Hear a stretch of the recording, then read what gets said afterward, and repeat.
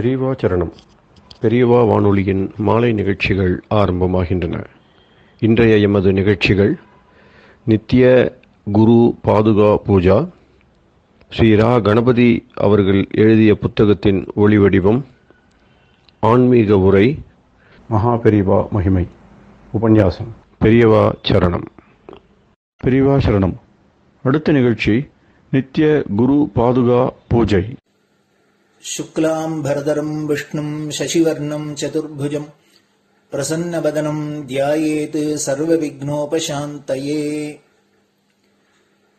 ममोपात्त समस्त दुरितक्षयद्वारा श्री परमेश्वर प्रीत्यर्थं गुरुप्रसाद सिद्ध्यर्थं गुरुप्रीत्यर्थं गुरुपादपूजाम् अद्य करिष्ये।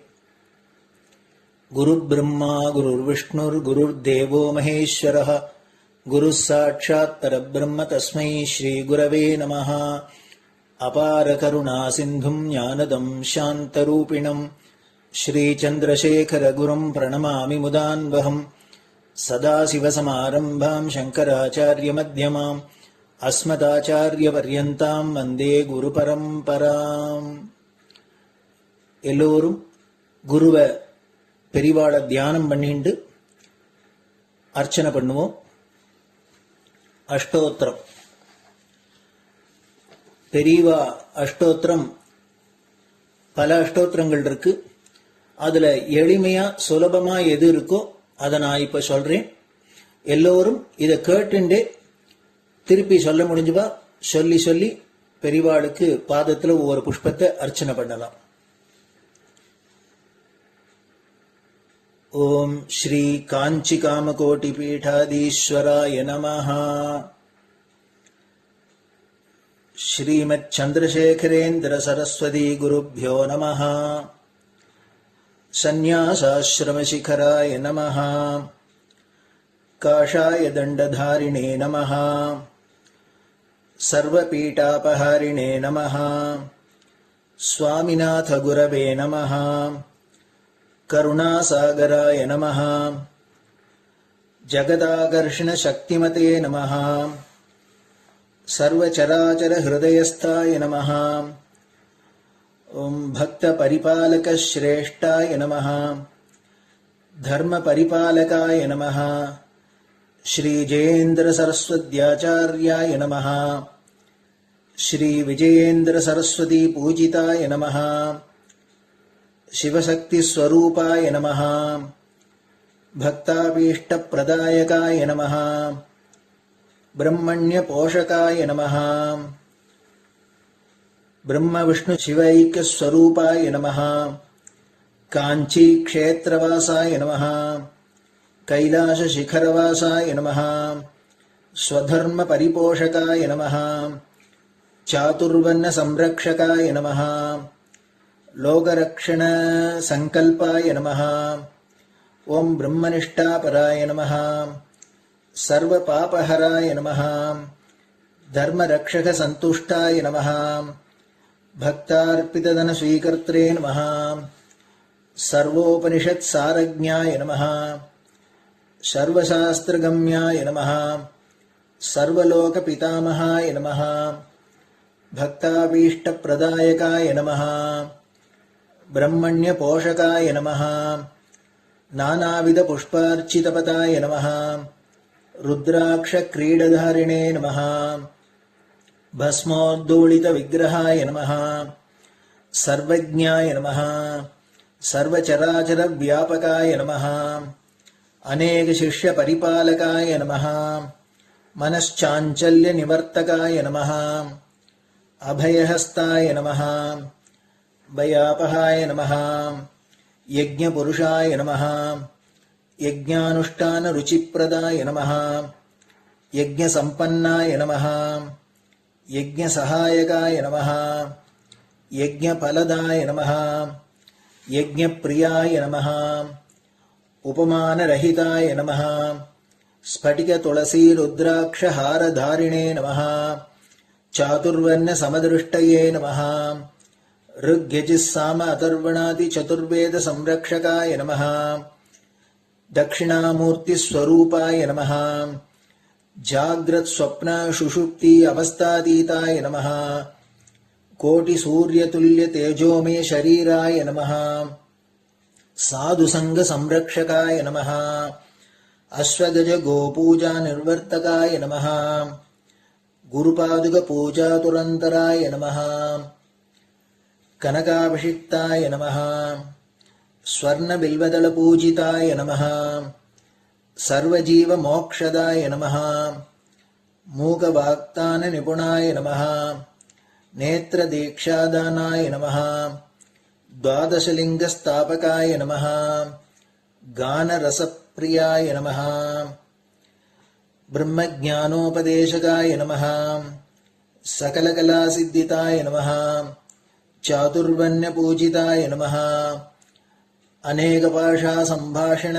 कोविताय नमः अष्टसिद्धिप्रदायकाय नमः ओम श्री शारदामठसुस्थिताय नमः नित्यान्नदानसुप्रीताय नमः प्रार्थनामात्रसुलभाय नमः पादयात्राप्रियाय नमः नानाविधमतपण्डिताय नमः श्रुतिस्मृतिपुराणज्ञाय नमः देवयक्षकिन्नरकिंपुरुषपूज्याय नमः श्रवणानन्दकरकीर्तये नमः दर्शनानन्दाय नमः अद्वैतानन्दभरिताय नमः अव्याजकरुणामूर्तये नमः शैव वैष्णवादिमान्याय नमः श्रीशङ्कराचार्याय नमः दण्डकमण्डलोहस्ताय नमः वीणामृदङ्गसकलवाद्यनाथस्वरूपाय नमः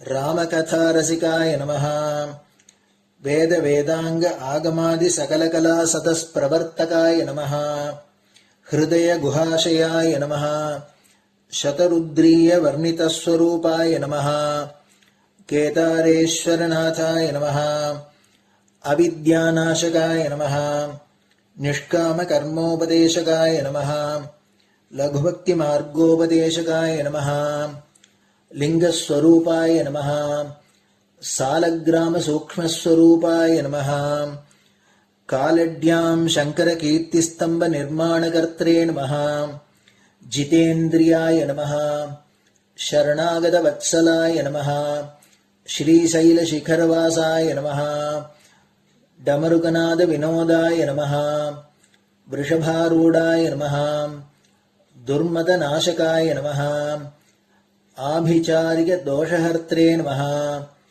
मिताहाराय नमः मृत्युविमोचकशक्त्याय नमः श्रीचक्रार्चनतत्पराय नमः दासानुग्रहकारकाय नमः अनुराधानक्षत्रजाताय नमः सर्वलोकख्यातशीलाय नमः वेङ्कटेश्वरचरणपद्मषट्पदाय नमः श्री महात्रिपुरसुन्दरी समेत श्री चन्द्रमौलीश्वर पूजाप्रियाय नमः श्रीमच्चन्द्रशेखरेन्द्र सरस्वती सद्गुरु परब्रह्मणे नमः गुरुभ्यो नमः परमगुरुभ्यो नमः परमेष्टिगुरुभ्यो नमः परात्परगुरुभ्यो नमः गुरुपरम्पराभ्यां नमः गुरुपादुकाभ्यां नमो नमः.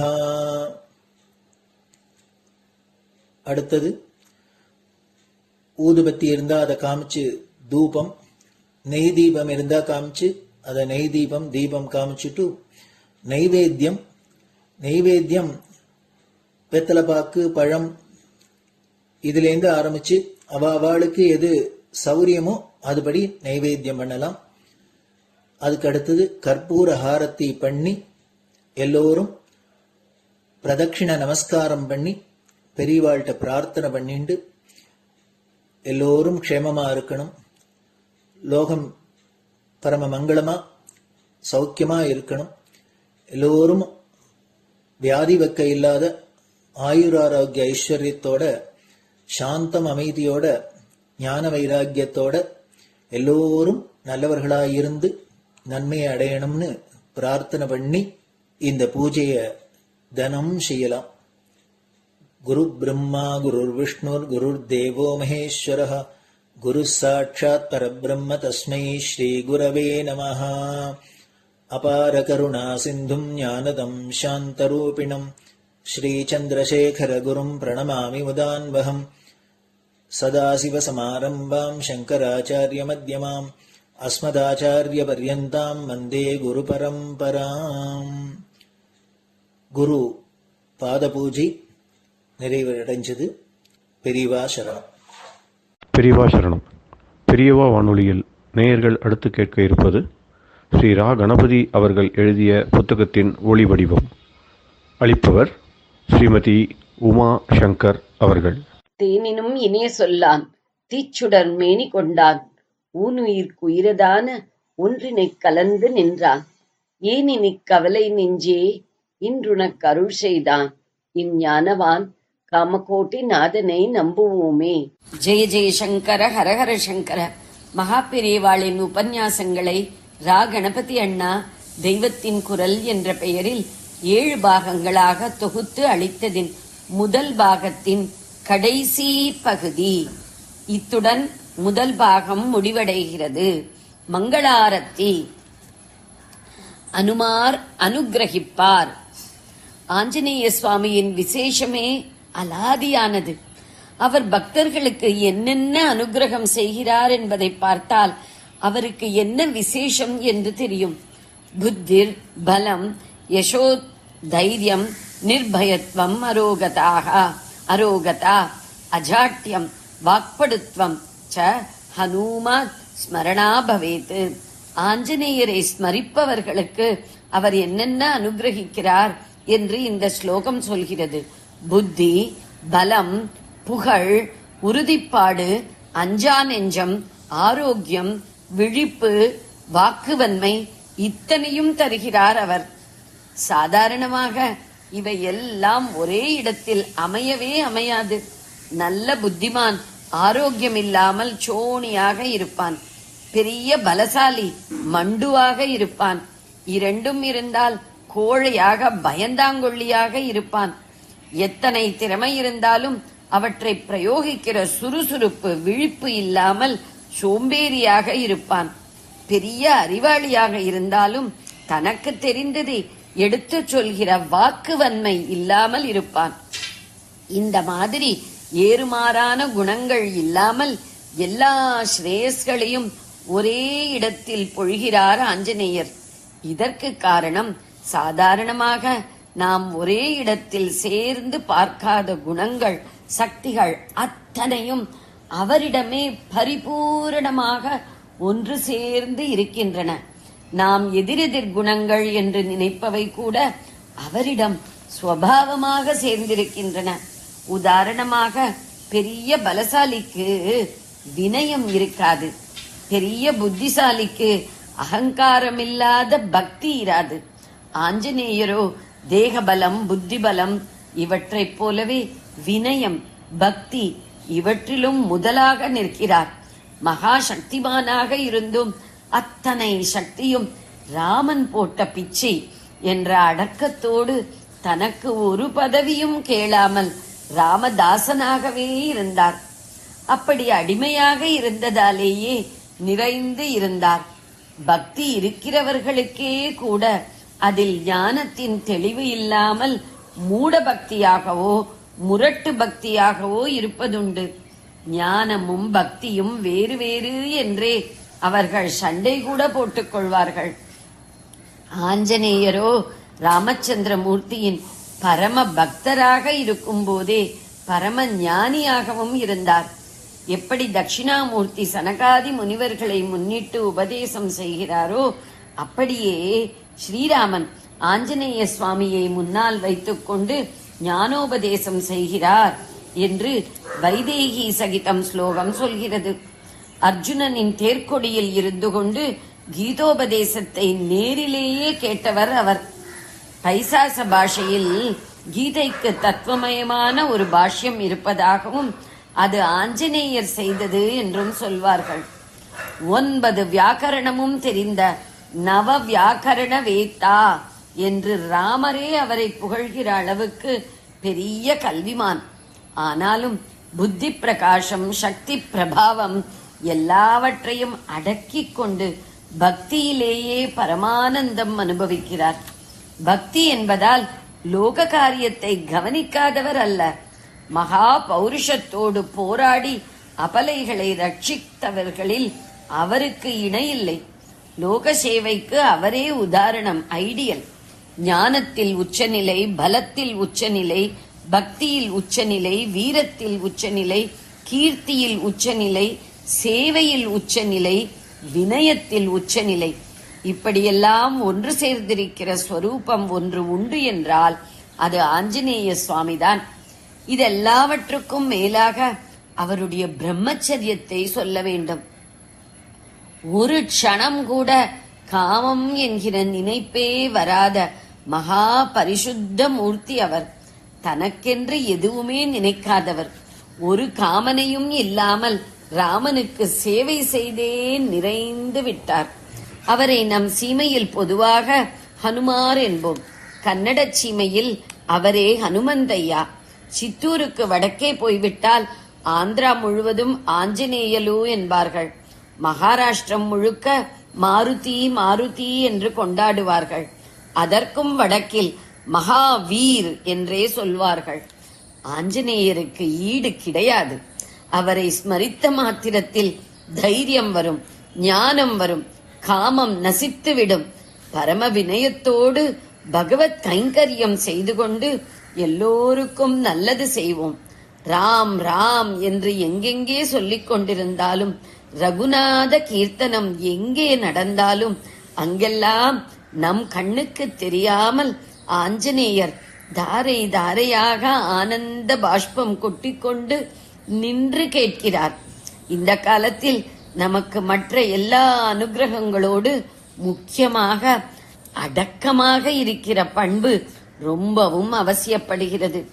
எத்தனை வந்தாலும் போதாமல் இப்போது நாம் உயர உயர துள்ளிக்கொண்டே இருக்கிறோம். இதனால் புது புது அதிருப்திகளை, குறைகளைத்தான் உண்டாக்கிக் கொள்கிறோம். துள்ளாமல் அடங்கி கிடந்தால்தான் ஈஸ்வர பிரசாதம் கிடைக்கும். அதுதான் நிறைந்த நிறைவு. அதை நமக்கு ஆஞ்சநேயர் அனுகிரகம் பண்ண வேணும். அவரை பிரார்த்திப்பவர்களுக்கு ஒரு குறையும் இல்லை. லோகம் முழுவதிலும் தர்மம் பரவி இருக்க அவரையே பிரார்த்தனை பண்ணுவோம். அவருடைய சகாயத்திலேயே ராவணாதிகள் தோற்று ராமராஜ்யம் ஏற்பட்டது. அர்ஜுனனின் தேர்க்கொடியில் அவர் இருந்த விசேஷத்தால் பிறகு தர்மராஜ்யம் ஏற்பட்டது.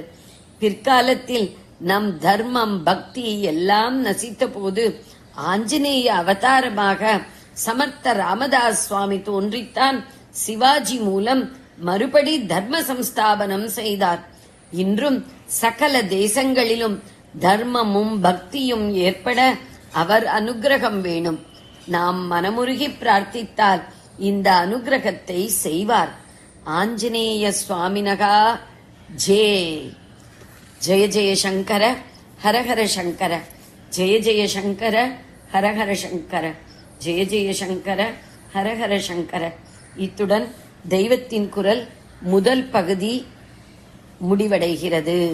மங்களம். ஸ்ரீரஸ்து சுபமஸ்து. பெரியவா சரணம். இந்நிகழ்ச்சியின் அடுத்த பகுதி நாளை மாலை இதே நேரத்தில் ஒளிபரப்பாகும். பெரியவா சரணம். பெரியவா சரணம்.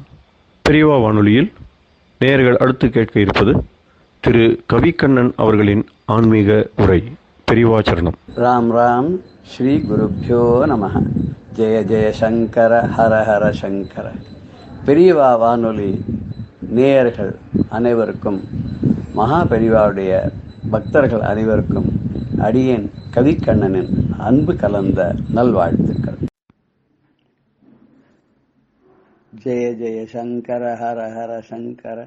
ஸ்ரீ குருப்யோ நமஹ.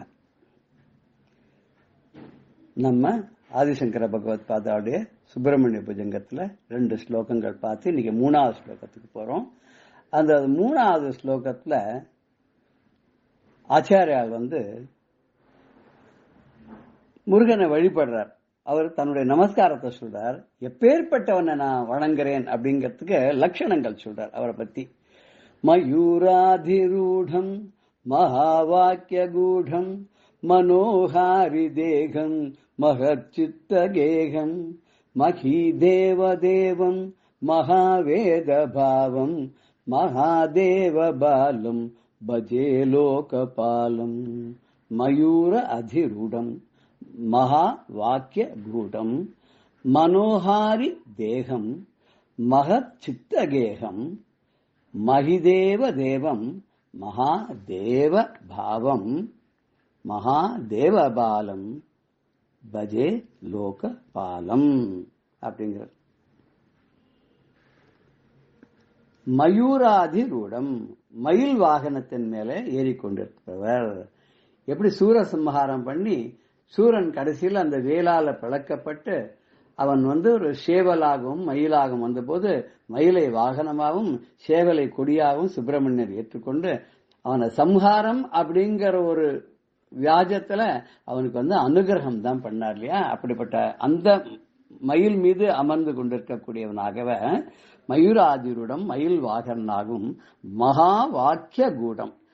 கூடம் அப்படின்னு சொன்னா அப்படி உள்ளுக்குள்ள வெளியே தெரியாத மறைந்து காணப்படுகிற வேதத்துக்கு மறைன்னு பேர் இல்லையா.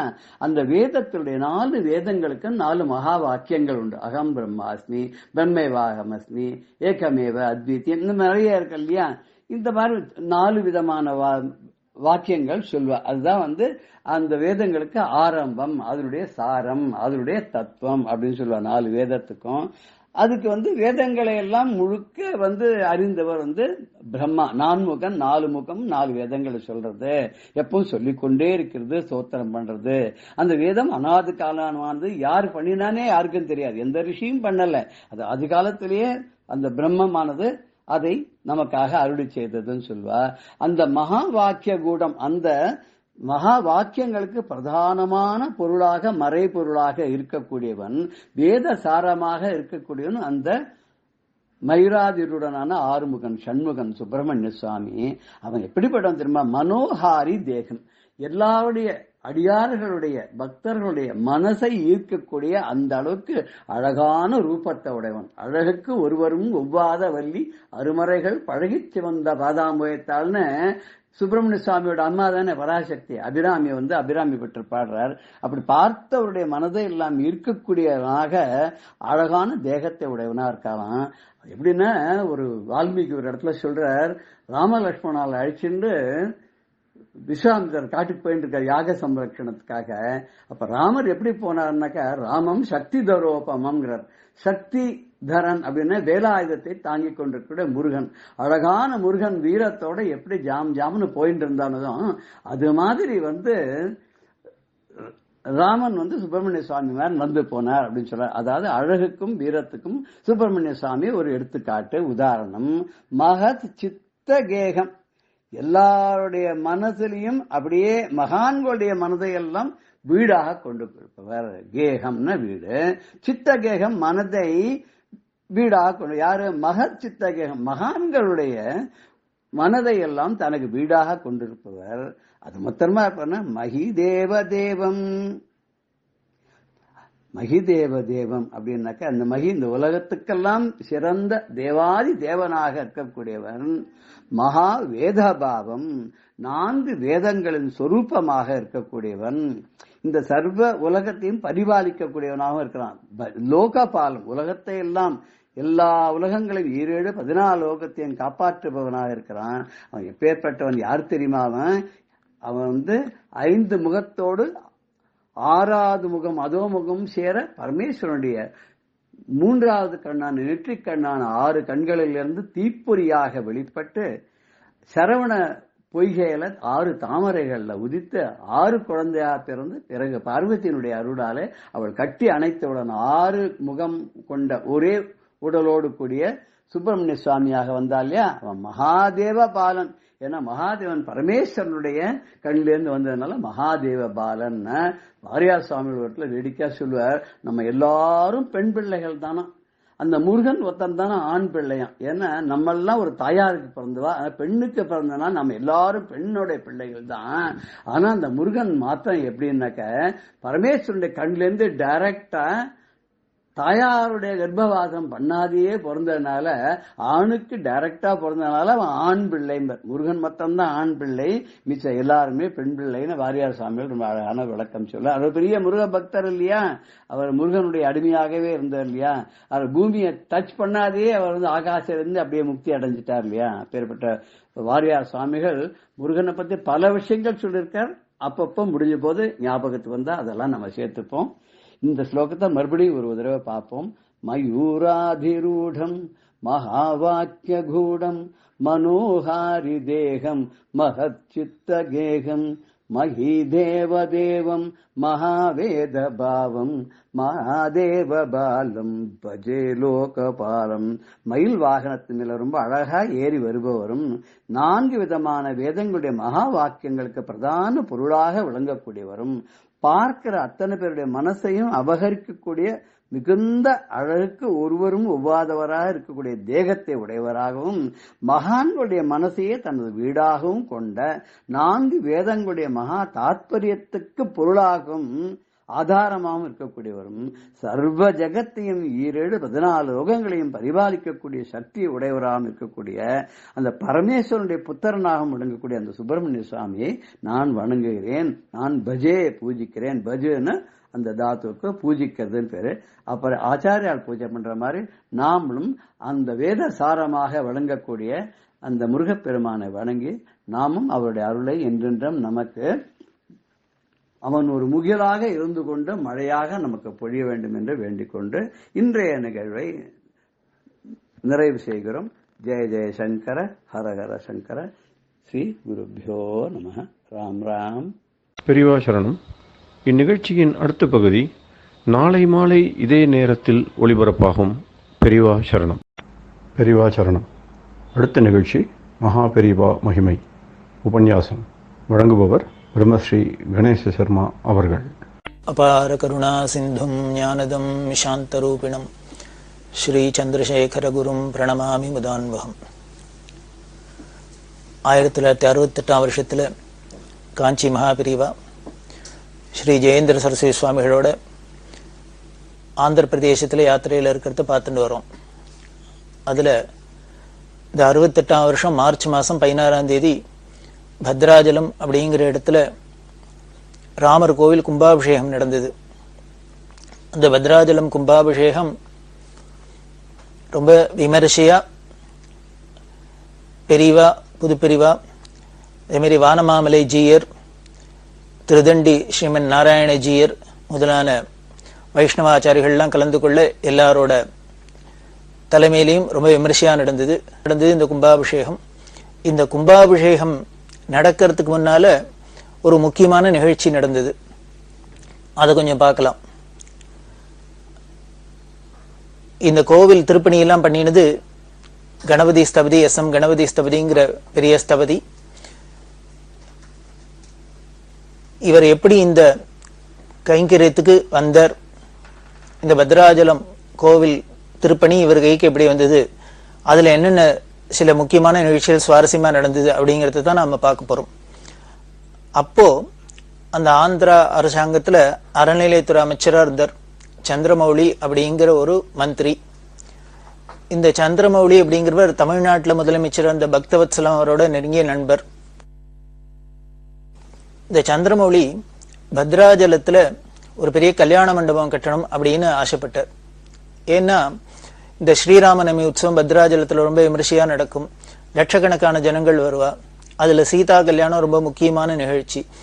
இந்த நிகழ்ச்சிகள்லாம் நடக்கிறதே ஜனங்களோட வசதி இல்லக்கெல்லாம் உத்தேசிச்சு அங்க ஒரு பெரிய கல்யாண மண்டபம் இருந்ததுன்னா அந்த கல்யாண மண்டபத்துல சுவாமிய ராமர் சீதையெல்லாம் எடுத்துன்னு போய் திருக்கல்யாண உற்சவம் எல்லாம் பண்ணா சௌரியமா இருக்கும் அப்படிங்கிறதுனால ஒரு பெரிய கல்யாண மண்டபம் கட்டணும், அது ரொம்ப அழகா இருக்கணும் அப்படிங்கிறதுனால இந்த சந்திரமௌலி அவர்கள் ஆசைப்பட்டு யாரை விட்டு பண்ண சொல்லலாம் அப்படின்னு நினைக்கிறதே பாலசுப்ரமணியர், ஜி.சி. பாலசுப்ரமணியர் அப்படிங்கிற ஒரு பக்தர், கணபதி ஸ்தபதிக்கு ரொம்ப நெருங்கின நண்பர்.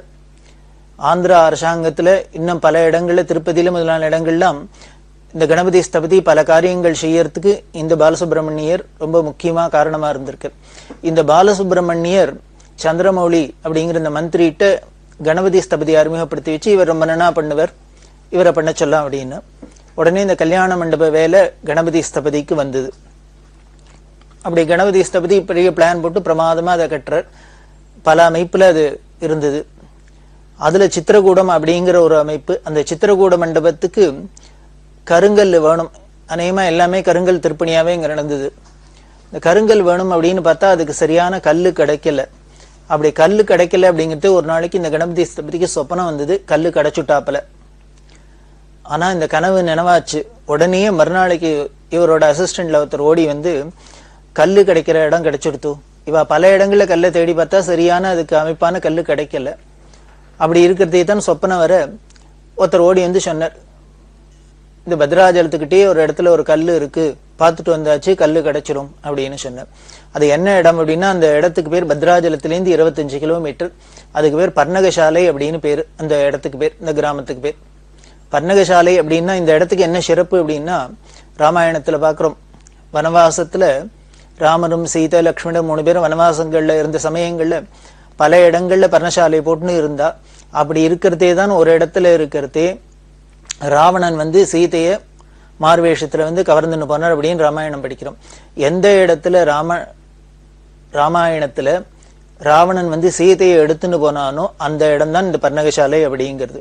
அந்த பர்ணகசாலை பத்ராஜலத்திலிருந்து 25 கிலோமீட்டர் இருக்கு. அங்க மலையெல்லாம் இருக்கு, அங்க நல்ல கல்லெல்லாம் இருக்கு அப்படின்னு சொல்ல கணபதி ஸ்தபதி சந்தோஷமா அங்க போய் பார்க்க அதுக்கு வேண்டிய கல்லெல்லாம் கிடைச்சது. அப்புறம் இந்த மண்டப திருப்பணி நன்னா நடந்து பிரமாதமா ஆயிடுத்து. இந்த கல்யாண மண்டபம் பூர்த்தியாச்சு. அப்போ இந்த பத்ராஜலம் கோவில்ல இருக்கிற அந்த அர்ச்சகர்கள்லாம் என்ன பண்ணினா, இந்த மந்திரிகிட்ட சொன்னா, இவ்வளவு பிரமாதமா கல்யாண மண்டபம் எல்லாம் கட்டி எல்லாம் திருப்பணி எல்லாம் பண்ணிருக்கு, ஆனா இந்த ராமர் கோவில் ரொம்ப பழசா இருக்கு, அதுவும் கர்ப்ப கிரகத்துக்குள்ள மழை பெஞ்சதுன்னா தண்ணி எல்லாம் ஒழுகிறது, எலி தொல்லையெல்லாம் ஜாஸ்தியா இருக்கு, ஒரு சாமானம் வைக்க முடியல, அதனால இதையும் ஒரு திருப்பணி பண்ணி சிறப்பா இதுக்கு ஒரு கும்பாபிஷேகம் பண்ணி கொடுத்துட்டா ரொம்ப சந்தோஷமா இருக்கும் அப்படின்னு இந்த பூஜகர்கள் எல்லாம் இந்த மந்திரிகிட்ட சொல்ல, உடனே மந்திரி சந்தோஷமா கோவில் திருப்பணியும் பண்ணிடலாம் அப்படின்னு சொல்ல உடனே கணபதி ஸ்தபதிட்ட சொன்னார், அந்த வேலையை நீங்க தான் எடுத்துக்கணும், பண்ணணும், இந்த கோவிலை பழையபடி ரெனோவேட் பண்ணணும் அப்படின்னு. இந்த கோவிலோ பெரிய பரம பக்தரான ராமதாஸ் அப்படிங்கிற பக்தர் கட்டினது அப்படின்னு முன்னமே பார்த்தோம். பத்ராஜல ராமதாஸ் கட்டினது இந்த ராமர் கோவில். அதுக்கு முன்னாலே இருந்தது, அவரும் திருப்பணி பண்ணியிருந்தது. அந்த கோவிலை கட்டணும் அப்படின்னு பிளான் போடுங்க அப்படின்னா கணபதி ஸ்தபதி பிளான் போட்டார். அது 3 நிலையில உள்ள ஒரு விமானத்தோட கர்ப்ப கிரகம், அர்த்த மண்டபம், இந்த முன்னால முகமண்டபம் இதெல்லாம் வச்சு பிரமாதமா கட்டிடணும் அப்படின்னுட்டு. ஏன்னா முன்னால சின்ன கோவிலா இருந்தது. இதை முழுக்க கருங்கல் திருப்பணியாவே பண்ணிடணும் அப்படின்னு அவ தீர்மானம் பண்ணி இதுக்கு பிளான் எல்லாம் போட்டா. இப்படி பிளான் எல்லாம் போட்டு வேலையை ஆரம்பிக்கலாங்கிறதே ஒரு பெரிய பிரச்சனை வந்துடுத்து.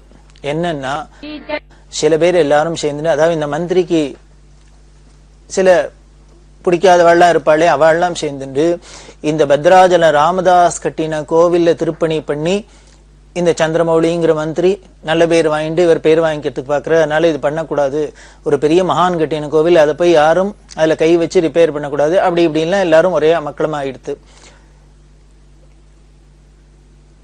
இத மாதிரி பல எதிர்ப்புகள்லாம் வர அந்த மந்திரி என்ன பண்ணினார், இல்ல நல்ல காரியம் தான் பண்றான், எந்த ஒரு நல்ல காரியத்துக்கும் எதிர்ப்பு வரத்தான் வரும், பாராட்டத்துக்கு 10 பேர் இருப்பா, அதை எதிர்க்கிறதுக்கு 10 பேர் இருப்பா, இருந்தாலும் நம்ம இதை செய்யணும், ஏன்னா அந்த பூஜகர்கள்லாம் ரொம்ப சிரமப்படுறா, கஷ்டப்பட்டு வா சொல்றதுனால நம்ம இதை சரி பண்ணணும் அப்படின்னு சொல்லிட்டு தைரியமா அதுக்கு சபரியை விட்டு பிளான் எல்லாம் போட சொல்லி எல்லாம் பண்ணினார். அப்படி பண்றதே அந்த அளவுல ஒரு பிரச்சனை வந்தது. அந்த முதல்ல இருந்த அந்த கர்ப்ப கிரகம் 7க்கு 7 அளவுல இருந்தது. 7 அடிக்கு 7 அடி அப்படிங்கிறாப்புல. அப்படின்னா பாத்துங்கோ எவ்வளவு சின்னதா இருந்திருக்கலாம் அப்படின்னு. 7க்கு 7 அப்படிங்கிறது ஒரு ஆகம சாஸ்திரத்துல அது ஒரு தவறுதல் போல இருக்கு. அதனால ஸ்தபதி என்ன பண்ணாரு, இதை முழுக்க கருங்கல்ல திருப்பணியா தான் பண்ணணும், இந்த 7க்கு 7 இன்னும் கொஞ்சம் பெருசா விஸ்தாரமா பண்ணணும், அதுக்கு உண்டான சில அளவெல்லாம் சொல்லியிருக்கு சாஸ்திரத்துல, அப்படி எல்லாம் தான் பண்ணணும் அப்படின்னு சொல்ல இந்த மந்திரியும் அப்படியே பண்ணணும், ஆகம சாஸ்திரத்துக்கு விரோதமா நாம எதுவும் பண்ணப்படாது, அதுல சாஸ்திரப்படி இதை திருப்பி ரெனோவேட் பண்றதே சாஸ்திரோக்தமா பண்ணிவிடணும் அப்படின்லாம் ஆசைப்பட்டு சொல்ல இதுல பல பிரச்சனைகள்லாம் வர உடனே அரசாங்கத்துல என்ன பண்ணிட்டான்னா ஒரு கவர்மெண்ட் ஆர்டர் பாஸ் பண்ணிட்டா, அந்த 7க்கு 7 அளவை மாத்தக்கூடாது அப்படின்னு. ராமதாஸ் கட்டி இருக்கார், அதனால அந்த அளவை மாத்தக்கூடாது அப்படின்னு.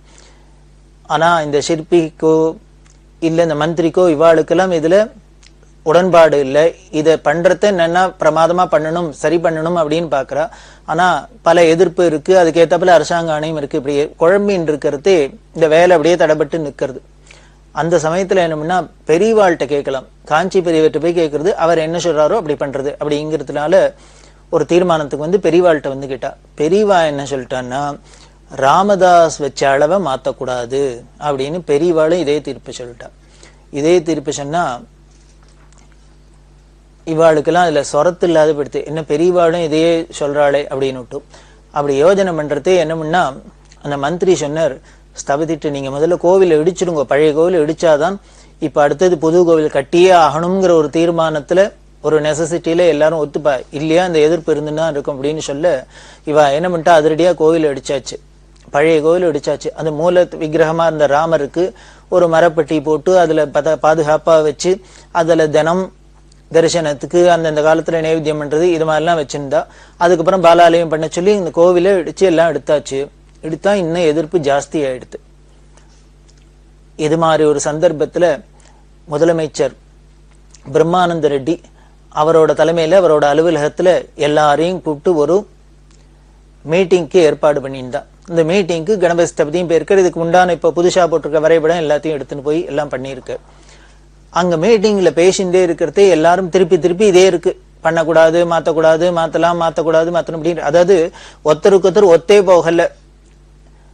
மாத்தக்கூடாதுன்னு ஒரு கட்சி, இந்த அளவை மாத்தக்கூடாதுன்னு மாத்தணும்னு ஒரு கட்சி, இப்படியே இருந்ததுனால இழுபழியா இருக்கிறதே சிஎம் பார்த்தர்.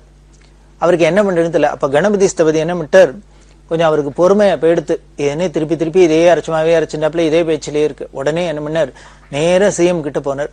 உங்களுக்கு ராமர் முக்கியமா, ராமர் கோவில் முக்கியமா அப்படின்னு கேட்டு. ஏன்னா ராமரையோ இப்ப கோவில் அடிச்சாச்சு, அந்த இடத்துல இப்ப ராமர் நித்திய பூஜை இல்லாத இருக்கார், பாலாலயம் பண்ணி வச்சிருக்கு. அதனால கூடிய சீக்கிரம் இந்த ஆலயத்தை நாம கட்டி கும்பாபிஷேகம் பண்ணி ராமருக்கு நித்திய பூஜை பண்றதுதான் பார்க்கணுமே வழிய, இப்ப இந்த அளவு சரியா அதுவா இதுவான்னு இதுல போய் ஒரு பிரச்சனையில இருக்கு. அதனால உங்களுக்கு ராமர் முக்கியமா கோவில் முக்கியமா அப்படின்னு சிஎம் கேட்டோன்னு எல்லாரும் பயந்து போயிட்டா. என்ன இவ்வளவு தைரியமா இவர் போய் ஒரு முதலமைச்சர்கிட்ட பேசுறாரு அப்படின்னு. காரணம், இந்த பிரம்மானந்த ரெட்டிட்ட ஸ்தபதிக்கு ரொம்ப ஒரு அந்யோன்யமான நெருக்கமான உறவு இருந்ததுதான் காரணம், நட்பு இருந்தது காரணம். உடனே சிஎம் சிரிச்சினர். அப்போ நிதி அமைச்சரா இருந்தார் சென்னாரெட்டி. உடனே சென்னாரெட்டியை கூப்பிட அப்படின்னு பினான்ஸ் மினிஸ்டர் வந்தார். வந்தோடனே சிஎம் அவர்கிட்ட சொல்றார், ஸ்தபதி கேட்கிறார், இந்த சென்னாரெட்டிக்கும் கணபதி ஸ்தபதி ரொம்ப நெருக்கமானவர், நண்பர் தான். ஸ்தபதி கேட்கிறார், ராமர் முக்கியமா கோவில் முக்கியமானு கேட்கிறார், இப்ப என்ன தீர்மானம் பண்ண போறது நீங்க சொல்லுங்க அப்படின்னு. உடனே சென்னாரெட்டி சொன்னார், இது மத சம்பந்தமான விஷயம், ஒரு சாஸ்திர சம்பந்தமான விஷயம், அதுல நாம என்னத்தை தீர்ப்பு சொல்றதுக்கு இருக்கு, நாம இதுல ஒரு தீர்மானம் பண்ண முடியாது, தீர்ப்பும் சொல்றது நியாயமும் இல்லை, சொல்ல முடியாது. ஏன்னா இது ஒரு மத சம்பந்தமானது, ஒரு வழிபாட்டு ஸ்தலம், அதுக்குன்னு சில சாஸ்திரங்கள்லாம் இருக்கு, அதுல போய் நாம தலையிட முடியாது, தலையிடுறது நியாயமும் இல்லை. அவெல்லாம் ஒண்ணு பண்ணட்டும், இதுக்கு முதல்ல அளவை யாரு சொன்னாலும் அவர்கிட்டயே போய் கேட்கட்டும்னு. அதாவது தட் மீன்ஸ் என்ன, முதல்ல இந்த அளவு 7க்கு 7 தான் யாரு வைக்கணும் அதே அப்படின்னு சொன்னது பெரியவா தானே சொன்னா, அந்த ராமதாஸ் பண்ணின அளவை மாத்தக்கூடாதுன்னு. அதனால திருப்பி இவா பெரியவாள்கிட்டயே போகட்டும், அங்கேயே போய் இவா வாத பிரதிவாதமோ என்னமோ அங்க பண்ணி பெரியவா என்ன திருப்பி சொல்றாளோ அதை கேட்டுன்னு வரட்டும். இதெல்லாம் இது மாதிரி சாஸ்திர சம்பந்தமான விஷயங்கள், மத சம்பந்தமான விஷயங்களுக்கெல்லாம் அவர் தான் ஜெகத்குரு, அவர் தான் இதுக்கு சரியான தீர்ப்பு சொல்லணும், அதுதான் அங்க அத்தாரிட்டி, அதனால அவர்கிட்டயே போகட்டும் அப்படின்னு. உடனே சிஎம் சொன்னார், சரிப்பா அப்ப எல்லாரும் நீங்க காஞ்சிபுரம் போங்க, பெரியவாள்கிட்ட போய் எல்லாத்தையும் கேட்டுன்னு வாங்கோ, தீர்மானம் பண்ணிட்டு வாங்கோ அப்படின்னு. ஒரு 4 காரை அரசாங்க காரை கொடுத்துச்சா எல்லாருமே அந்த கமிட்டிக்காரா எல்லாரும் போறா. அதுல கணபதி ஸ்தபதியும் போனர். வந்து பெரியவாள்கிட்ட காஞ்சிபுரத்துல எல்லாரும் விஞ்ஞாபனம் பண்ணிக்கிறா. அந்த குழுவுல முக்கியமா வந்தவர் ஆந்திர பிரபா எடிட்டர் நீலம் ராஜு வெங்கடசேஷையா. வாழலாம் வெங்கடசேஷையா வந்து பெரியவாள்கிட்ட சொன்னார், அதாவது பத்ராஜலம் கோவில் மாதிரி நின்றுட்டு இருக்கு, அளவுல இது மாதிரி வித்தியாசப்படுறதுனால எல்லாருக்கும் வாத பிரதிவாதங்கள் நடக்கிறது, பெரியவா தீர்ப்பு சொன்னோம் அப்படின்னா. பெரியவா இல்லைன்னு சாப்பிட்டு வரச்சுன்னா எல்லாம் விஷயங்கள்லாம் விசாரிச்சுண்டா. விசாரிச்சுண்டு இன்னும் தீர்ப்பு சொல்லல. அப்படி இருக்கிறதே கணபதி ஸ்தபதிக்கு ஒரு பொறுமை இழந்து கோபம் வந்துருத்து. ஏன்னா முன்ன நேர பெரியவாள்கிட்ட சொன்ன, பெரியவா ஆகம சில்ப சதஸ்லாம் வருஷா வருஷம் நடத்தி இந்த சிற்பிகளுக்கெல்லாம் ஒரு பெரிய பொது வாழ்வு கொடுத்துருக்கா. அப்படி இருக்கிற பெரியவா 6 வருஷம் நாம் கஷ்டப்பட்டு கல்லெல்லாம் அடிச்சு கர்ப்ப கிரகத்துக்கு கருங்கல்லாலேயே திருப்பணி பண்றதே, திருப்பி புதுசா பண்ணதே கருங்கல்லால பண்ணணும் அப்படிங்கிறதுனால 6 வருஷம் கஷ்டப்பட்டு கல்லெல்லாம் தேடி எடுத்து அதுக்கு உண்டான வர்க்கங்கள்லாம் அடிச்சு அடிச்சு எல்லாம் வச்சாச்சு. அந்த சமயத்துல பிரச்சனை எழும்புறதே, இந்த அளவு பிரச்சனை வரதே பெரியவாள்கிட்ட வந்து கேட்டா, பெரியவா பழைய அளவு தான் இருக்கணும், மாத்தப்படாதுன்னு சொல்லிட்டா. இப்ப அதை மாத்தப்படாது அப்படின்னு சொன்னா இப்ப அடிச்ச கல்லெல்லாம் வீணா போயிடும். இதெல்லாம் நான் என்ன பண்றது, கொண்டு கோதாவரியில தான் விட்டெறியணும் அப்படின்னு. அதுக்கு மேல அதுக்கு சாஸ்திர விரோதமா இருக்கு. இப்ப பண்றதே புதுசா பண்றதே சாஸ்திரோக்தமா பண்ணணுங்கிறதுனாலதான் ஆகம சாஸ்திரப்படி பண்ணணும்னு தான் பண்ணிருக்கு. இப்ப பெரியவா இதுக்கெல்லாம் ஒத்துக்கலைன்னா அடிச்ச கல்லெல்லாம் வேணும், அதையும் தூக்கி கோதாவரியில போட வேண்டியதான். இப்ப இந்த ஆகம சாஸ்திரத்தையும் கொண்டு கோதாவரியில தான் விசர்ஜனம் பண்ணணும் அப்படின்னு உணர்ச்சி வசப்பட்டு கோபமா பேசினேன். பெரியவா அண்ணே சிரிச்சுட்டே காதுல வாங்கிண்டா. காதுல வாங்கிட்டு அதுக்கப்புறம் இந்த விஸ்வகர்மால என்ன சொல்லியிருக்கு அப்படிங்கறதெல்லாம் எடுத்து சொல்ல சொல்லி எல்லாத்தையும் கேட்டுண்டு அப்புறம் இவா சொன்னபடி ஒரு வழியா காம்ப்ரமைஸ் பண்ணி அதை அளவை தீர்மானம் பண்ணிண்டா. அதுல 3 பங்கா அதை வச்சுக்கணும், அதுக்குள்ள ஒரு பங்கு சுவரை வச்சு எப்படி பண்ணணுமோ அது சாஸ்திரோக்தமா என்ன பண்ணணும், அதுக்காக பழசுக்கும் ரொம்ப வித்தியாசம் இல்லாத எப்படி பண்ணலாம் அப்படின்னு ஒரு தீர்ப்பு சொல்லப்பட்டு அதுக்கப்புறம் எல்லாரும் சந்தோஷமா வந்து இந்த வேலை நடந்தது. அப்போ இந்த தீர்ப்பு சொல்றதே ஸ்தபதி கேட்டுண்ட பெரியவாள்கிட்ட, நாங்க எல்லாம் பண்ணி கட்டுறோம், ஆனா இது கும்பாபிஷேகம் பண்றதுக்கு பெரியவா வந்து கும்பாபிஷேகம் நடத்தி வைக்கணும் அப்படின்னு ஸ்தபதி அப்ப கேட்டதுனால்தான் இப்ப 68ஆம் வருஷம் மார்ச் மாசம் 16ஆம் தேதி கும்பாபிஷேகம் நடத்தி பெரியவா வந்து கும்பாபிஷேகத்துல கலந்துட்டா. அதுல பாத்தீங்கன்னா கலசம் சுதர்சனமா இருக்கும். எல்லா கோவில்லையும் மேல விமானத்துல கலசம் இருக்கும். இந்த பத்ராஜலத்துல பாத்தீங்கன்னா சுதர்சன சக்கரமே பெரிய கலசம் மாதிரி இருக்கும். அது 6 அடி உயரம் உள்ளது. அது கோதாவரியில கிடைச்சது, அதைத்தான் எடுத்து ராமதாஸ் அங்க மேல வச்சிருக்காரு. அதையே தான் நம்ம திருப்பி வச்சு கும்பாபிஷேகம் பண்ணினா. நீங்க சில போட்டோஸ் எல்லாம் பார்த்திருக்கலாம். பெரியவா இந்த ஜிஆர் சுவாமிகள் எல்லாருமா இருந்துட்டு அந்த சுதர்சனத்துக்கு அபிஷேகம் பண்றது, பெரியவா அதை கோதாவரியில எடுத்துன்னு போய் திருப்பி அபிஷேகம் பண்ணி மேல பிரதிஷ்டை பண்ணு இதெல்லாம் சொல்லியிருந்தா. அதுல பெரியவா அபிஷேகம் பண்றது இது மாதிரி எல்லாம் நமக்கு புகைப்படத்தெல்லாம் இருக்கு. அப்படி இந்த பத்ராஜலத்துல ரொம்ப விமர்சையா கும்பாபிஷேகம் நடந்தது. இதுல முக்கியம் என்ன அப்படின்னா, ஒரு சாஸ்திர சம்பந்தமான ஒரு விஷயம், ஒரு மத சம்பந்தமான விஷயங்கள் ஒரு பிரச்சனைன்னு வரத்தே யாரா இருந்தாலும் யாருகிட்ட வந்து முதல்ல கேட்கிறா அப்படின்னா, யார உடனே அவளுக்கு ஞாபகம் வருது அப்படின்னா காஞ்சி பெரியவாளை தான் ஞாபகம் வருது. இதுக்கு என்ன காரணம்? அவர் எதானு யார்ட்டையான எதானு போய் சொன்னாரா, அவர் இன்ஃப்ளூயன்ஸ் பண்ணிட்டாரா? அதெல்லாம் ஒண்ணும் இல்லை. அப்படி யாரா இருந்தாலும் ஒரு சாஸ்திர பிரச்சனைகள், ஒரு மத சம்பந்தமான விஷயம், ஒரு தர்ம சம்பந்தமான ஒரு சிக்கல், தர்ம சங்கடம் அப்படின்னா யார்கிட்ட வரும்பணும் அப்படின்னு முதல்ல தோன்றதுன்னா பெரியவாள்கிட்ட சொல்றது, மகா பெரியவாள்கிட்ட தோன்றதுன்னா அப்படி அவ தர்மஸ்வரூபமா, சாஸ்திர ஸ்வரூபமா, வேதஸ்வரூபமா, வேதமூர்த்தியா இருந்ததுதான் இதுக்கு காரணம். அப்படி பல சந்தர்ப்பங்கள்ல பல பிரச்சனைகள்லாம் வந்திருக்கிறதே, பல இக்கட்டான சந்தர்ப்பங்கள்ல பெரியவாதான் இதுக்கு ஒரு தீர்மானம் சொல்லி, ஏன்னா திருக்கால ஞானியா இருந்ததுனால அவளுக்கு தான் தெரியும் முன்ன எப்படி இருந்தது, பின்ன எப்படி இருக்க போறது, இப்ப எப்படி இருக்கணும் அப்படிங்கிறது. அதனாலதான் இது பத்ராஜலத்துல இப்படி ஒரு இக்கட்டு வந்து பெரியவா தீர்ப்பு சொன்னா. இதே மாதிரி இன்னொரு சந்தர்ப்பத்துல திருப்பதியில ஒரு பெரிய பிரச்சனை வந்தது. திருப்பதியில என்ன பண்ணினா, பெருமாள் சந்நிதிக்கு எல்லாரும் லட்சக்கணக்கான ஜனங்கள் போய் தரிசனம் பண்றா. அந்த கியூல மணிக்கணக்கா காத்துட்டு இருக்க வேண்டியிருக்கு. அதனால இந்த ஜனங்கள் காத்துட்டு இருக்கிறத குறைக்கணும், பிரஜைகளோட சௌரியம், தரிசனத்துக்கு வரவாளோட சௌரியத்தை உத்தேசிச்சு அந்த திருப்பதி கர்ப்ப கிரகத்துக்கு, அதாவது கோவில்ல சுவாமி இருக்கிற இடம் மூலஸ்தானம் இருக்கிற கர்ப்ப கிரகம், அதுக்கு முன்னால இருக்கிறது அர்த்த மண்டபம், அதுக்கு முன்னால இருக்கிறது மகா மண்டபம் அப்படின்னு ஆகமத்துல சொல்லி இருக்கு. அதுல இந்த நம்ம துவாரபாலகர்களை தாண்டினோன்னு இருக்கிற இடம் எல்லாம் அர்த்த மண்டபம்னு பேரு. அது வழியாலதான் போய் உள்ள தரிசனம் பண்ணிட்டு வரும். அந்த திருப்பதியில நிர்வாகஸ்தர்கள் என்ன பண்ணினா அப்படின்னா, ஒரு தீர்மானம் பண்ணினா, இந்த அர்த்த மண்டபத்துல வலது பக்கம் இடது பக்கம் 2 பக்கமும் தொலை போட்டு ஓட்ட போட்டு ஒரு பெரிய கதவு வச்சுட்டாக்க, வாசப்படி வச்சுட்டாக்க, இப்படி இடது பக்கமா வருவா கியூ அப்படியே பார்த்துன்னு அப்படியே இந்த பக்கம் வெளியில வந்துடலாம், வலது பக்கமா போறவா அப்படியே பார்த்துன்னு வெளியில வந்துடலாம். இப்படி வந்தாக்க ஃபாஸ்டா அந்த கூட்டமும் மூவ் ஆகும். ஏன்னா போன வழியாவே போயிட்டு திரும்பி வந்து, போன வழியாவே போயிட்டு திரும்பி வந்தா இன்னும் கொஞ்சம் லேட்டா இருது. அதனால 2 பக்கமும் அர்த்த மண்டபத்துல 2 பக்கம் ஓட்ட போட்டு வாசப்படி வச்சுடுறது.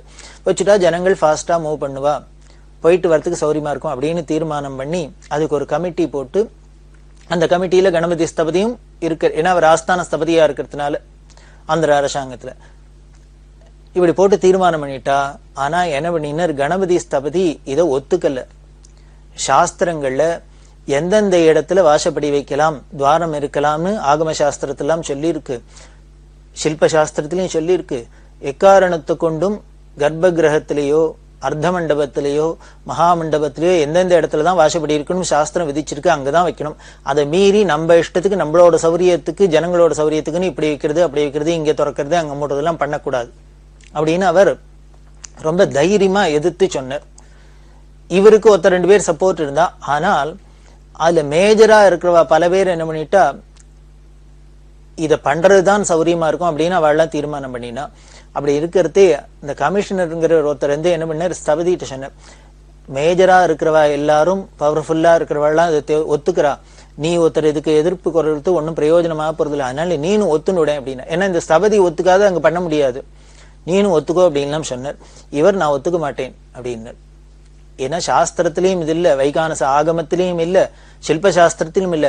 இப்படி ரெண்டும் ஒத்துக்காத ஒரு விஷயத்த ஒரு கோவிலுக்குள்ள பண்றதுக்கு நான் ஒத்துக்க மாட்டேன். அப்படி பண்ணினா இதானே, இதை மீறி பண்ணினா, சாஸ்திரத்தை மீறி பண்ணா நாட்டுக்கே தேசத்துக்கே உலகத்துக்கே பெரிய விபரீதம்லாம் நடக்கலாம், உட்பாதம் வரலாம், கெடுதல் வரலாம். அதனால நான் ஒத்துக்க மாட்டேன், எனக்கு தெரிஞ்சு நான் ஒத்துக்க மாட்டேன் அப்படின்னு.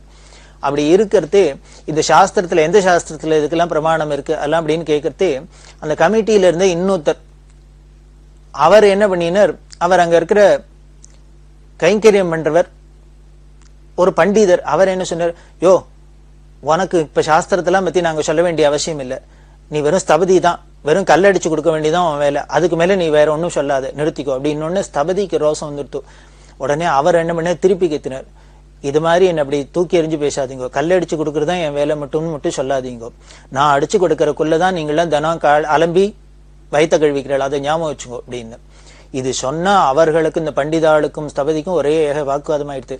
உடனே அவள்லாம் சேர்ந்துட்டு எப்படி நாங்க அவர் சொல்லுவார் ஸ்தபதி எங்களை அவமானமா பேசுவார் அப்படின்னு சொல்ல அந்த கமிஷனர் பார்த்தார், ஸ்தபதி உங்களை ஒன்னும் அவமானமா முதல்ல பேசல, நீங்க தான் அவரை அப்படி எடுத்தறிஞ்சு பேசினதுனால அவர் பதில் சொன்னார், அதனால நீங்க தான் அவர்கிட்ட முதல்ல மன்னிப்பு கேட்கணும், இதுக்கு பிரச்சனைக்கு காரணம் நீங்க தான் அப்படின்னு சொல்ல உடனே அவள்லாம் சரி ஏதோ வாய் தவறி சொல்லிட்டோம் அப்படின்னு சொல்லி எத்தனை நேரம் சண்டை போட்டு இருக்கிறது. ஒரு வழியா சமாதானத்துக்கு வந்தா. இது மனசை ரொம்ப வருத்தப்படுத்தியது ஸ்தபதிக்கு. அதனால என்ன பண்ண, நிம்மதிக்காக சாந்தி வேணுங்கிறதுக்காக கிளம்பி பெரியவாள்கிட்ட வந்துட்டு, பெரியவாள்கிட்ட வந்தாலோ இல்லையோ இவர் வந்து தரிசனத்துக்கு வரத்தையே பெரியவா உடனே என்ன பண்ணினா இவரை பார்த்தோன்னே அப்படின்னு காமிச்சா, நாமத்தை காமிச்சு இடிக்க போறியான்னு, அதாவது பெருமாள் கோவில் இடிக்க போறியான்னு. உடனே இவர் அழுதுண்டே சொன்னார். அது மாதிரி அவள்லாம் தீர்மானம் பண்ணிக்கா, நான் ஒருத்தன் சொல்றது எடுபட மாட்டேங்கிறது, என்ன பண்றதுன்னு தெரியல, இது மாதிரிலாம் பண்ணினா சாஸ்திர விரோதம் ஆகம விரோதம், பெரியவா தான் இதுக்கு ஒரு காப்பாத்தணும் அனுகிரகம் பண்ணணும் அப்படின்னு பெரியவா ஸ்தபதிக்கு ஆறுதல் சொல்லி தைரியம் சொல்லி, கவலைப்படாத, நீ தர்மத்தை தானே நினைக்கிற, நல்லது தானே சொல்ற, அதனால உன் மனசுபடியே நடக்கும் போ, சத்தியமேவ ஜெயத்தை அதானே சொல்றது வேதம், அதனால என்னைக்கும் வாய்மையே வெல்லும், கவலைப்படாத, நீ போ மனசுபடியே நடக்கும் அப்படின்னு. இவர் சொன்னார், பெரியவா எனக்கு என்னமோ தைரியம் சொல்றான், ஆனா இங்க இப்போ மிஷின்லாம் கொண்டு வந்து இடிக்கிறதுக்கு எல்லாம் ஏற்பாடெல்லாம் ஆயின்னு இருக்கு, எனக்கு என்னமோ இது நிற்கும்னு தோணல அப்படின்னு.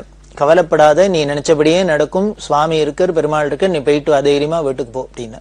இவருடனே திருப்பி ஹைதராபாத் வந்துட்டு, ஹைதராபாத் வந்தாலும் நில கொள்ளல, என்ன பண்ண இவரையும் மரியாதை, இவருக்கு ரொம்ப நெருங்கின நண்பர் முதலமைச்சர் பிரம்மானந்த ரெட்டின்னு சொல்லலையா, அவர் வீட்டுக்கு காலங்காலத்தாலே எந்தின்னு தூக்கத்துல இருந்தவர் வடிகாலத்தாலே எந்தின்னு போயிட்டார். இந்த செக்யூரிட்டி பார்த்துட்டு, சார் என்ன இவர் ஸ்தபதியை தெரியும், இங்க இப்போ வந்திருக்கேளே அப்படின்னு அவர்கிட்ட பேசின்னு இருக்க. அந்த சமயத்துல பிரம்மானந்த ரெட்டி பால்கனிக்கு வந்துட்டு பார்த்துட்டு ஸ்தபதிகாரு வாங்கோ அப்படின்னு உள்ள கூப்பிட்டார். என்ன அப்படின்னா இவரை பார்த்தாலே ஒரு மாதிரி கலவரமா இருக்காரு இல்லையோ, என்ன உங்களுக்கு பிரச்சனை ஏன் அப்படின்னு. இது மாதிரி அவ திருப்பதியில 2 பக்கம் அர்த்த மண்டபத்துல ஓட்ட போட்டு வாசப்படி வைக்கணுங்கிறா, இது சாஸ்திர விரோதம். நான் பெரியவாள்கிட்ட போய் சொன்னேன், பெரியவாளும் இதுக்கு அனுகிரகம் பண்ணியிருக்கா, நீ மனசுபடிதான் நடக்கும், இது எதுவும் வராது கவலைப்படாதுன்னு சொல்லியிருக்கா, நீங்க தான் பாத்துக்கணும் அப்படின்னு சொல்ல பிரம்மானந்த ரெட்டி சொன்னார், ஃபைல் எங்கிட்ட தானே வரும், நான் பாத்துக்கிறேன், கவலைப்படாத, நீ வீட்டுக்கு போ அப்படின்னு சொல்லி தேர்தல் சொல்லி அனுப்பிச்சார். அப்போ என்ன ஆச்சு, ஃபைல் வந்தது என்ன ஆச்சு அப்படிங்கிறது நமக்கு இது ஒன்றும் பெருசா சொல்ல வேண்டாம், இப்ப பார்த்தாலே தெரியுது. இன்னி வரைக்கும் அந்த இடத்துல அர்த்த மண்டபத்துல வாசப்படி வரல, துவாரம் விழல அப்படின்னா இது பெரியவாளோட தபோபலத்தினால நடக்கிறது. இது சாஸ்திர விரோதமா எந்த காரியமா நடந்தா அதை தடுத்து நிறுத்தத்துக்கு தானே ஒரு பெரிய அவதாரம், தர்ம சம்ஸ்தாபனார்த்தம் சம்பவாமி யுகே யுகேன்னு சொல்றாப்புல. அப்படி பெரியவா அனுங்கிறதுனால பல நிகழ்ச்சிகள் நடந்துருக்கு. பெரியவா சரணம். இந்நிகழ்ச்சியின் அடுத்த பகுதி நாளை மாலை இதே நேரத்தில் ஒளிபரப்பாகும். பெரியவா சரணம். பெரியவா சரணம். அடுத்த நிகழ்ச்சி திருவாசக இன்னிசை. வழங்குபவர் ஸ்ரீ சத்குருநாத தேசிகர் அவர்கள். பெரியவாச்சரணம். திருச்சிற்றம்பலம். சுட்டறுத்தல் வெள்ளந்தாள் விரிசடையாய் விடையாய்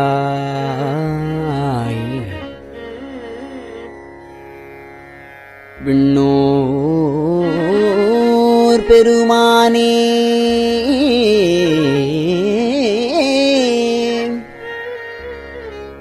வெள்ளந்தாள் விரிசடையாய் விடையாய் விண்ணோர் பெருமானே எனக் கேட்டு வேட்ட நெஞ்சாய்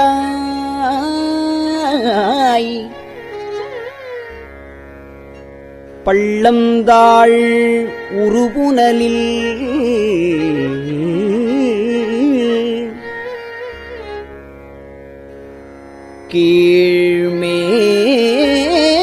கீழ்மேலாகப் பதைத்து உருகும் அவர் நிற்க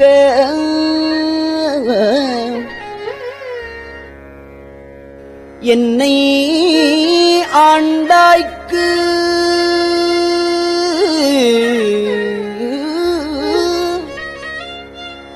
உள்ளந்தாள் நின்று உச்சி அளவும் நெஞ்சாய் உருகாதா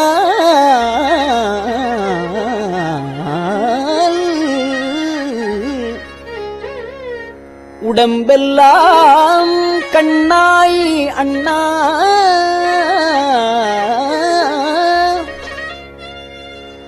வெள்ளந்தான் பாயாதால் நெஞ்சம் கல்லாம் கண்ணையும் மரமாம்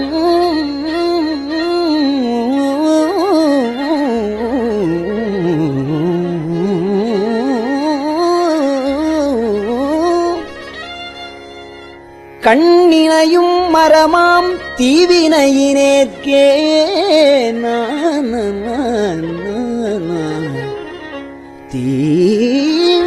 தீவினையினேற்கே வினையிலே கிடந்தேனை புகுந்து நின்று போது நான் வினைக்கேடன் என்பாய் போல இணையன் நான் என்று உன்னை அறிவித்து என்னை ஆட்கொண்ட எம்பிரான் ஆனாய்க்கு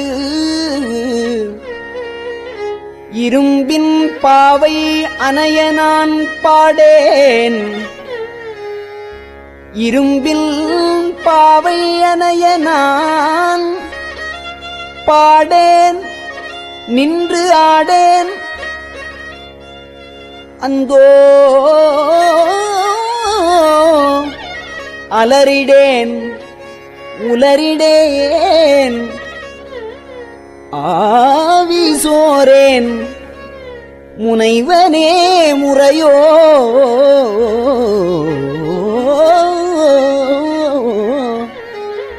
நான் ஆனவாறு முடிவறியேன் முதலந்தம் ஆயினானே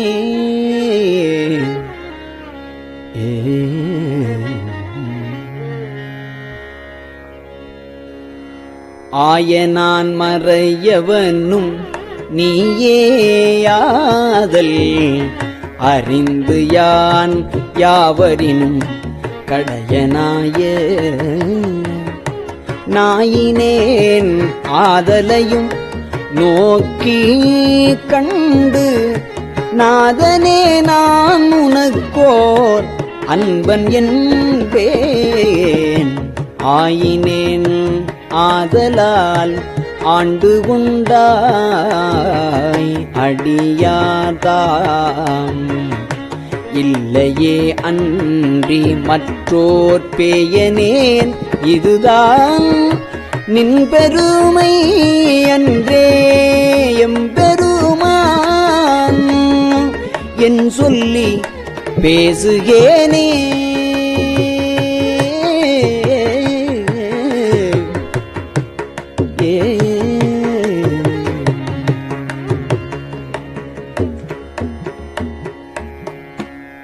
பேசிற்றாம் ஈசனே எந்தாய் எந்தை பெருமானே என்று என்றே பேசிப் பேசி பூசிற்றாம் திருநீரே நிறைய பூசி போற்றி எம்பெருமானே என்று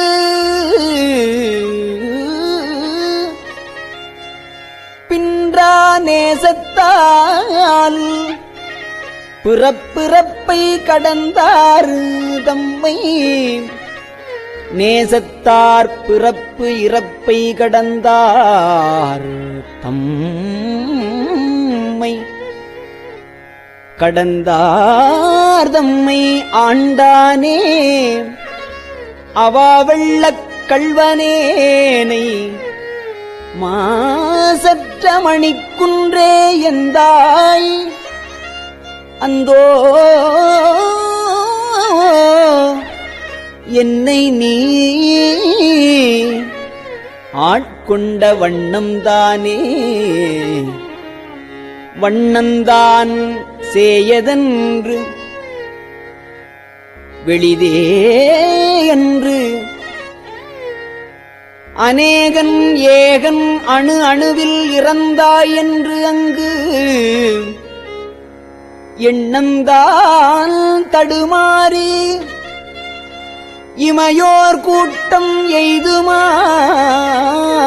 எய்துமாறு அறியாத எந்தாய் உன்றல் வண்ணந்தான் அது காட்டி எந்தாய் உன்றன் வண்ணம்தான்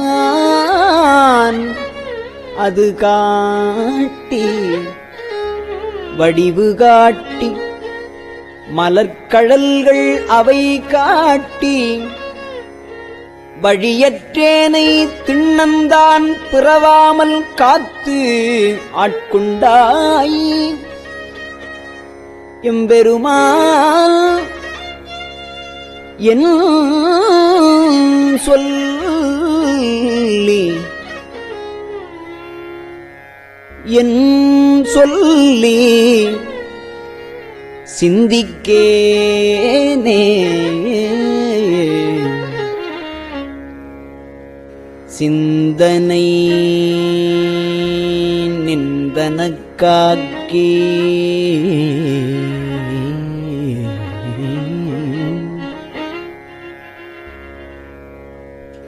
நாயினேன் தன் கண்ணினை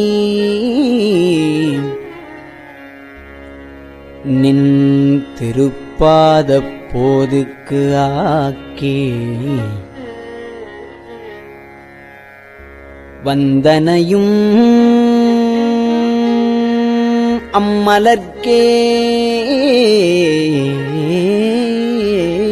ஆக்கி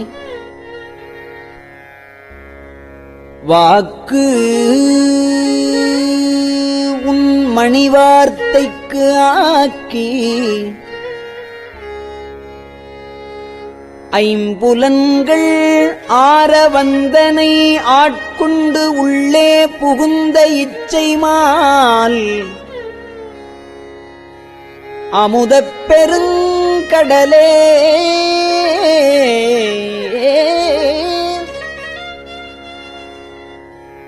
மலையே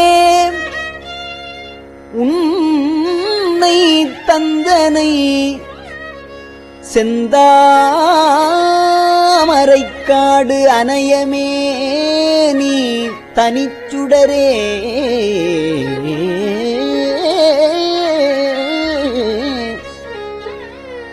இரண்டும் நிலி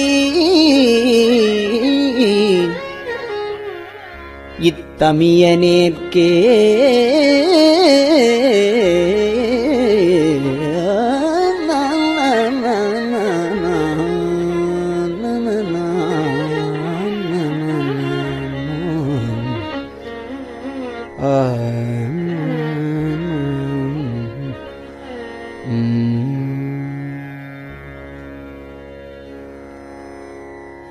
தனியனேன் பெரும் பிறவி பௌவத்து எவ்வத் தடந்திரையால் எற்றுண்டு பற்றொன்று இன்றி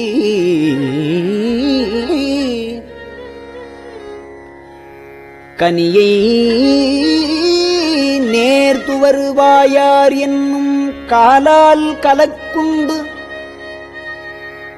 காமவான் சுரவின் வாய்ப்பட்டு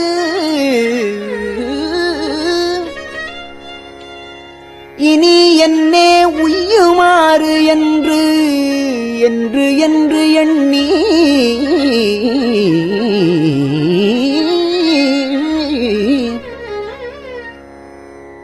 உய்யுமாறு என்று என்று எண்ணி அஞ்செழுத்தின் புனை பிடித்துக் கிடக்கின்றேனை முனைவனே முதல் அந்தமில்லா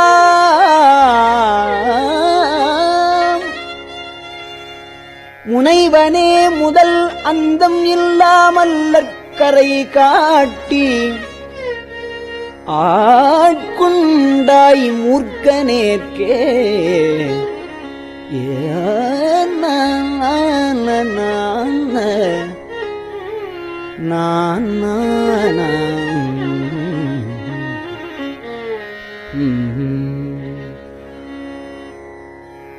கேட்டாரும் அறியாதான் கேடொன்றில்லான்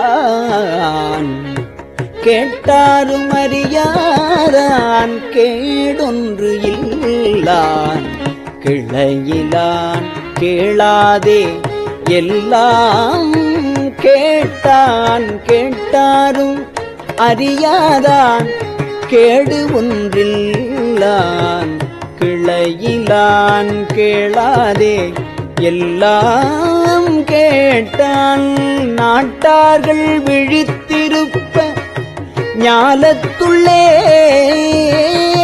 நாயினுக்கு தவிசிட்டு நாயினேற்கே காட்டாதன எல்லாம் காட்டி காட்டாதன எல்லாம் காட்டி பின்னும் கேளாதன எல்லாம் கேட்பித்து என்னை மீட்டேயும் பிறவாமல் காத்து ஆட்கொண்டால் எம்பெருமான் செய்திட்ட இச்சைதானே இச்சைதான் இது ஒப்பது உண்டோ கேட்கின் மிகு காதல் அடியாதம் அடியனாக்கி அச்சம் தீர்த்து ஆட்கொண்டால் அமுதம் ஊரி அகம் நெகவே புகுந்தாண்டான் அன்பு கூற அச்சன் ஆண் பெண் அலி ஆகாசமாகி ஆரழலாய் அந்தமாய் அப்பால் நின்ற செச்சை மாமலர் புரையும் மேனி எங்கள் சிவபெருமான் எம்பெருமான் தேவர் கோவே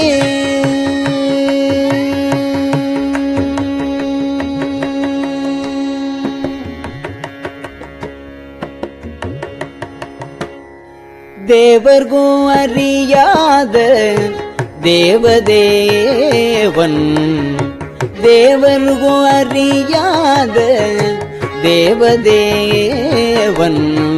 செழும் பொழில்கள் பயந்து காத்து அழிக்கும் மற்றை செழும் பொழில்கள் பயந்து காத்து அழிக்கும் மற்றை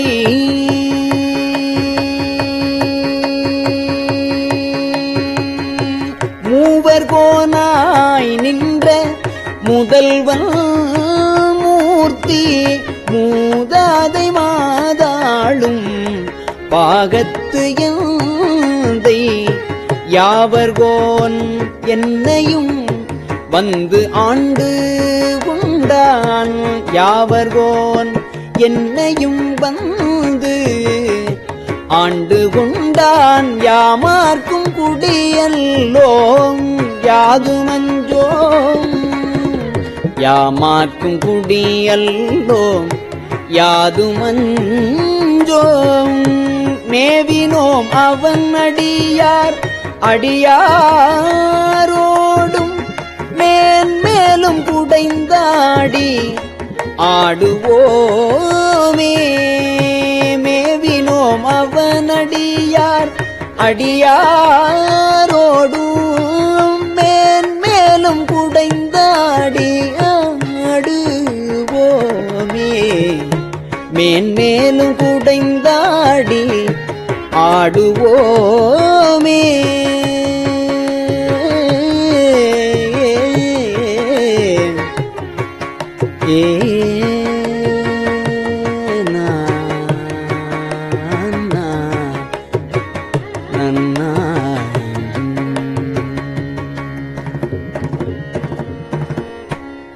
திருச்சிற்றம்பலம்.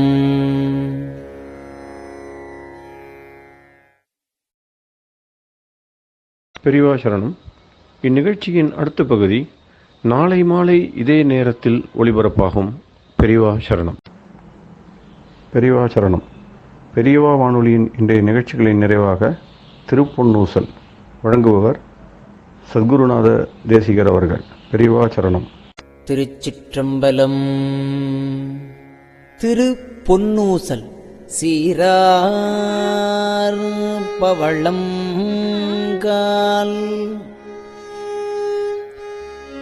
முத்தம் கயிறாக ஏறாரும் பொற்பலகை ஏறி இனிதமர்ந்து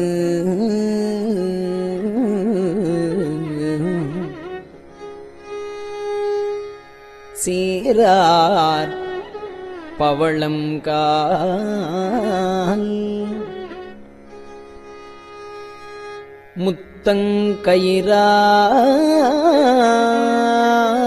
முத்தங்கயிறாக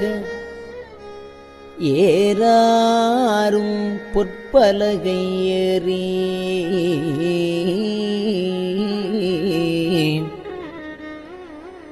இனிது அமர்ந்து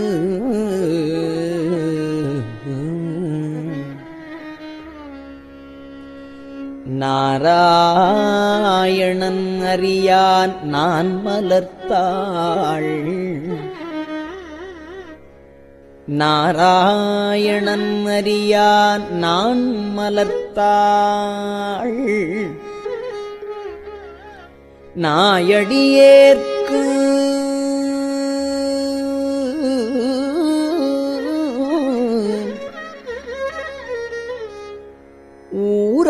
ஊராகத் தந்தருளும் உத்தர கோசமங்கை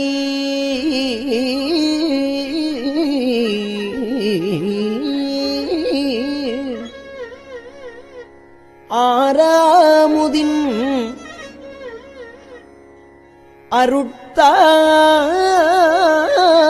அருட்தாளினை பாடி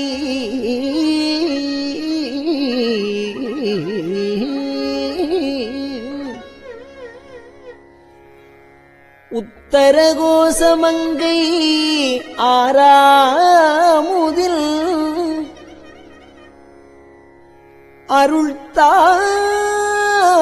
அருள்தாளினை பாடி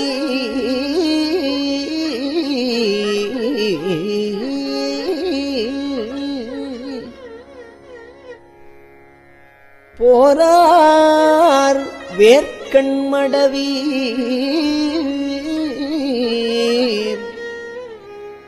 பொன்னூசல் ஆடாமோ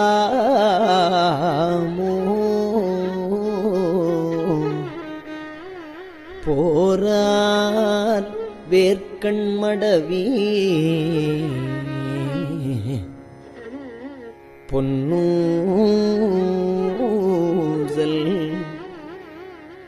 ஆடாமோ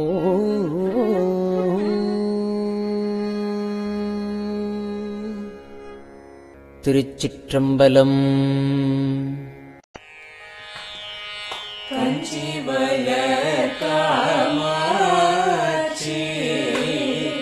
தன் குழந்தாய் சங்கரரே கஞ்சி வளர் காமாட்சி தன் குழந்தாய் சங்கரரே குரு சந்திரசேகரரே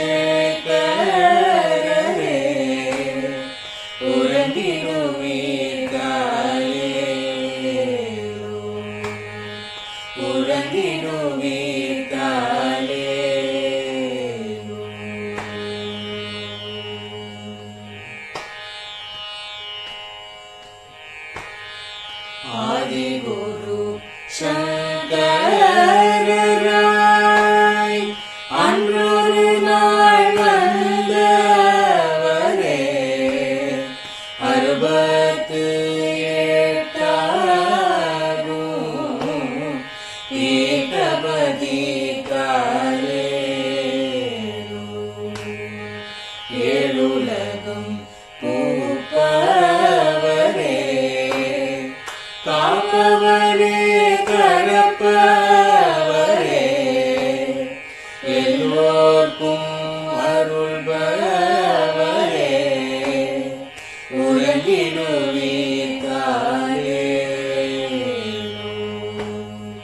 அயனுடனே மாலவனோ தேடிய பொற்பதத்தவரே அருமறைகள் சாற்றும் முயல் மலர்பதமே காலே முக்தி நிலை எய்திடவே சக்தி தரும் சத்குருவே முக்தி நிலை எய்திடவே சக்தி தரும் சத்குருவே நித்தமெங்கள் நாவீசையில் நித்திரை கொள்தாயே நித்தமெங்கள் நாவீசையில் நித்திரை கொள்தாயே நித்தமெங்கள் நாவீசையில் நித்திரை கொள்தாயே.